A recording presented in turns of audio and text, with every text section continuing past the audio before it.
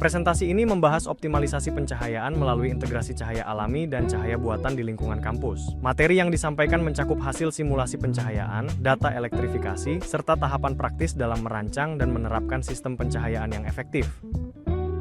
Fokus utama presentasi ini adalah bagaimana pemanfaatan cahaya alami dapat dikombinasikan dengan pencahayaan buatan secara tepat untuk menciptakan lingkungan kampus yang nyaman, efisien energi, dan mendukung aktivitas belajar serta bekerja.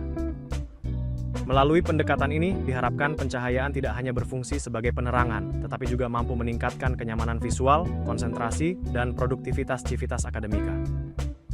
Simulasi menggunakan Dialux Evo menunjukkan bahwa cahaya alami memiliki potensi yang besar untuk dimanfaatkan di lingkungan kampus. Dengan penggabungan cahaya alami dan cahaya buatan, tingkat pencahayaan yang dihasilkan dapat mencapai iluminasi yang optimal, serta memenuhi standar pencahayaan nasional atau SNI. Berdasarkan hasil simulasi pada periode tanggal 3 hingga 14 Mei 2021, rata-rata intensitas cahaya alami pada pukul 11 siang mencapai sekitar 2062,14 lux dan pada pukul 2 siang sekitar 2160,29 lux. Ketika cahaya alami dikombinasikan dengan pencahayaan buatan, tingkat iluminasi meningkat menjadi sekitar 2453,86 lux pada pukul 11 siang dan 2449,29 lux pada pukul 2 siang. Jika dibandingkan dengan standar minimal SNI 6197 tahun 2011, hasil pencahayaan gabungan ini melampaui kebutuhan ruang. Standar minimal pencahayaan untuk ruang kerja doktoral adalah 350 lux, sedangkan untuk laboratorium inovasi sebesar 500 lux. Hal ini menunjukkan bahwa integrasi cahaya alami dan buatan sangat efektif dalam mendukung kenyamanan visual serta aktivitas akademik di lingkungan kampus.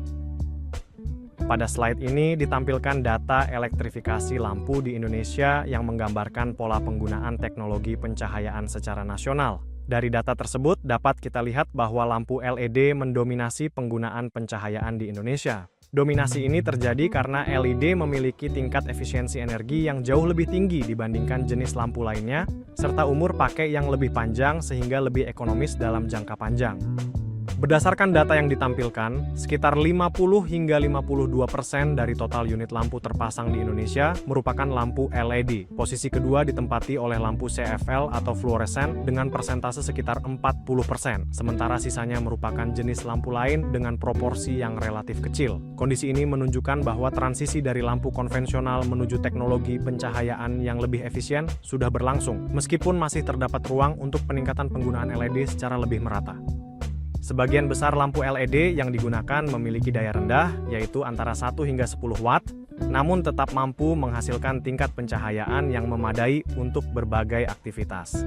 Hal ini menunjukkan bahwa LED mampu memberikan output cahaya yang optimal dengan konsumsi energi yang minimal. Selain itu, lampu LED rata-rata digunakan selama 8 hingga 12 jam per hari, baik untuk aktivitas rumah tangga, perkantoran, maupun fasilitas publik.